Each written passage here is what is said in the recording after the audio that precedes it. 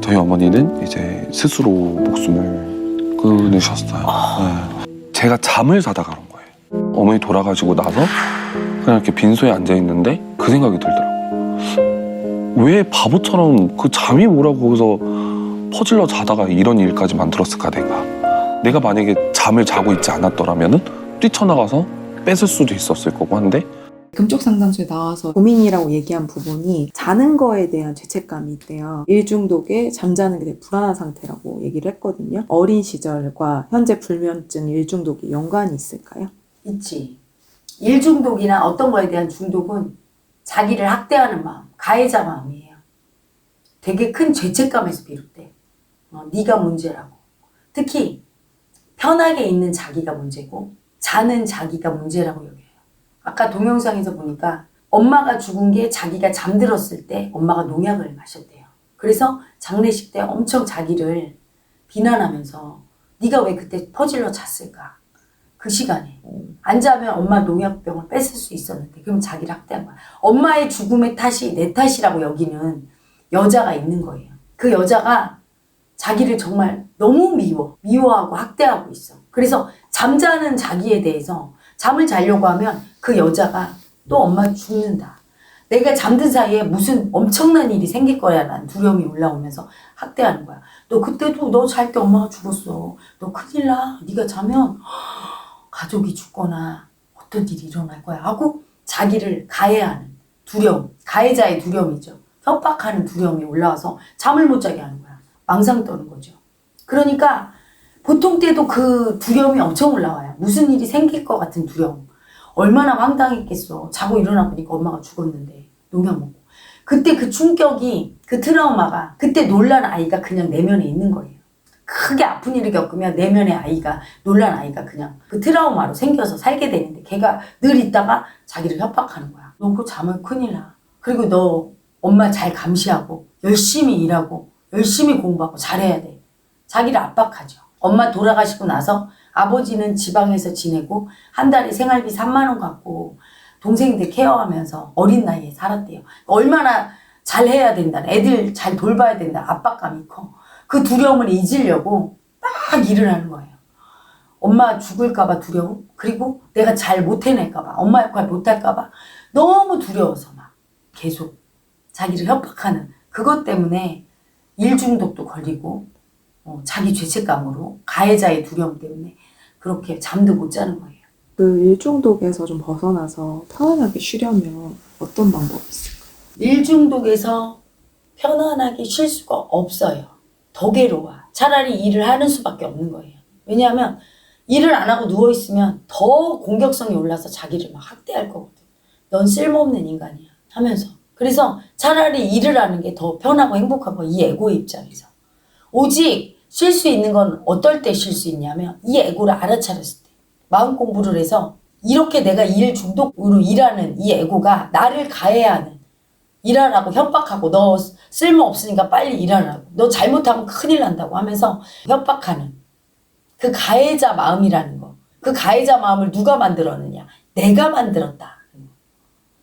내가 언제 만들었냐고 하면 엄마가 죽을 때, 내가 잤을 때, 자고 나서 죽은 나에 대해서 죄책감으로 내가 나한테 네가 안 잤어야 돼.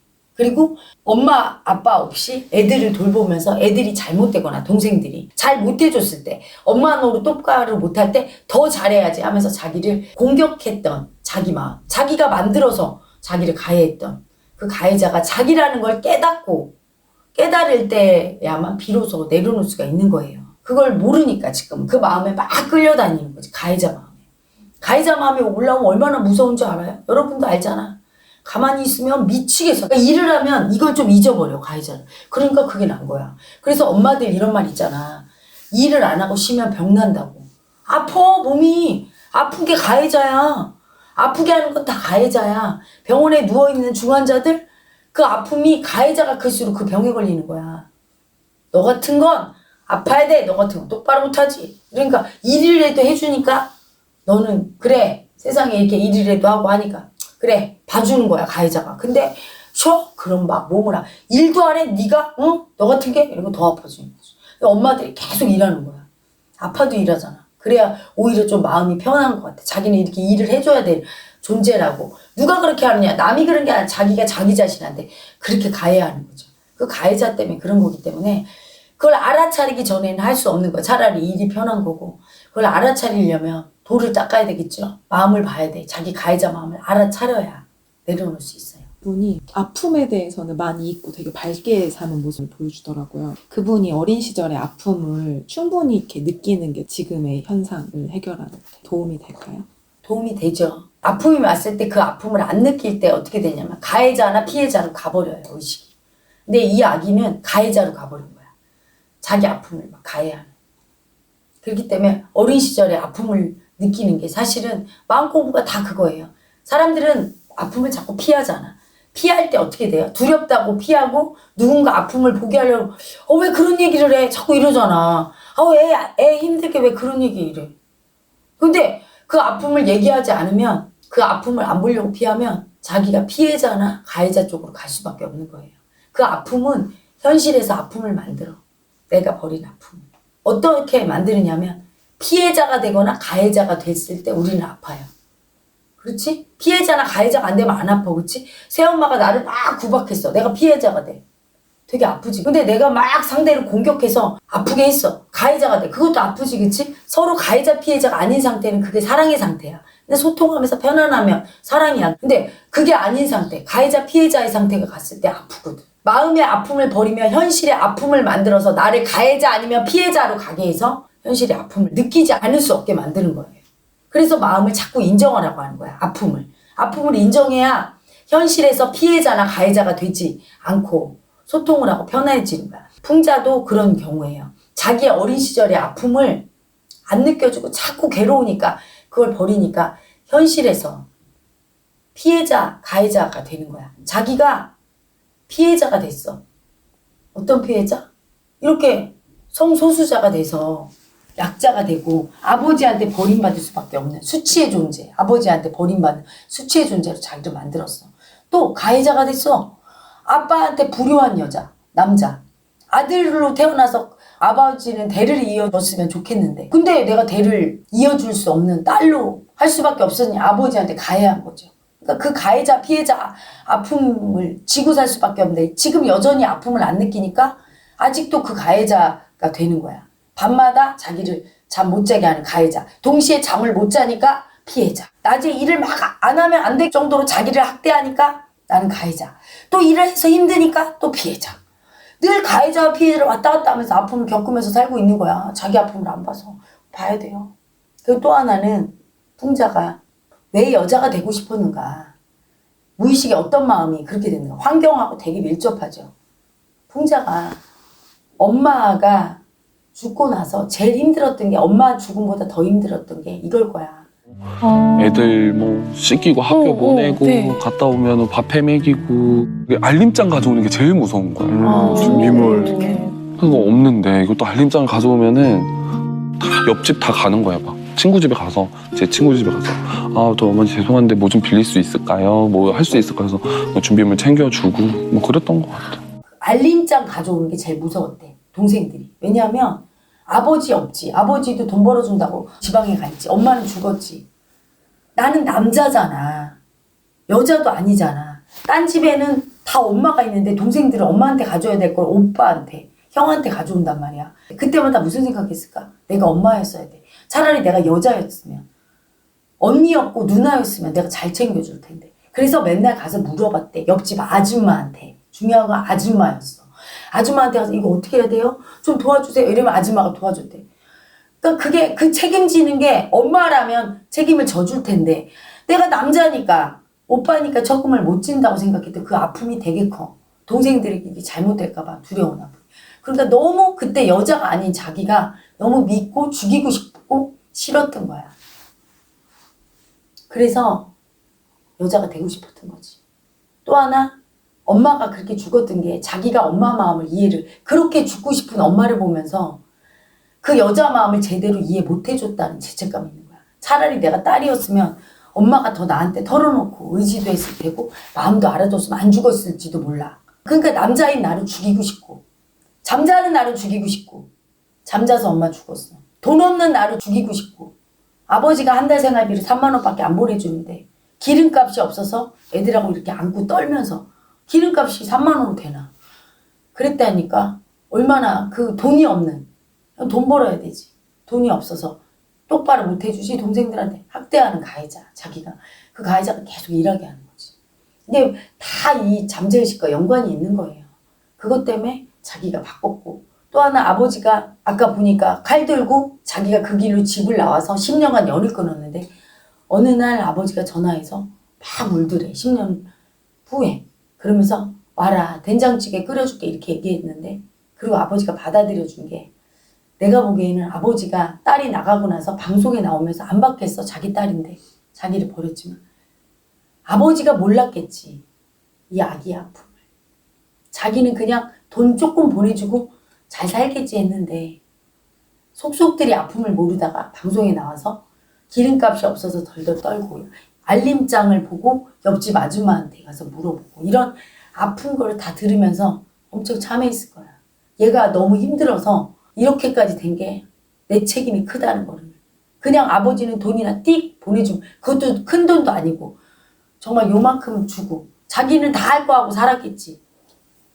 그리고 또 죄책감도 못 느끼고 자식한테는 네가 아들로서 자기한테 부모한테 할 도리만 생각하고 칼 들은 거야.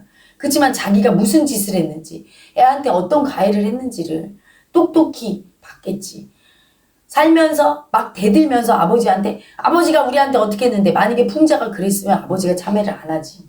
미움 쓰면서 그러니까. 근데 그렇게 한 게 아니라 방송에 나와서 자기가 살아왔던 아픈 과거를 이렇게 얘기하니까 그걸 들으면서 얼마나 참회를 했겠어. 사람을 바꾸는 거 참회시키는 건 미움 써서 네가 잘못했지 하면 상대는 못 받아들이는 거예요. 무서워서.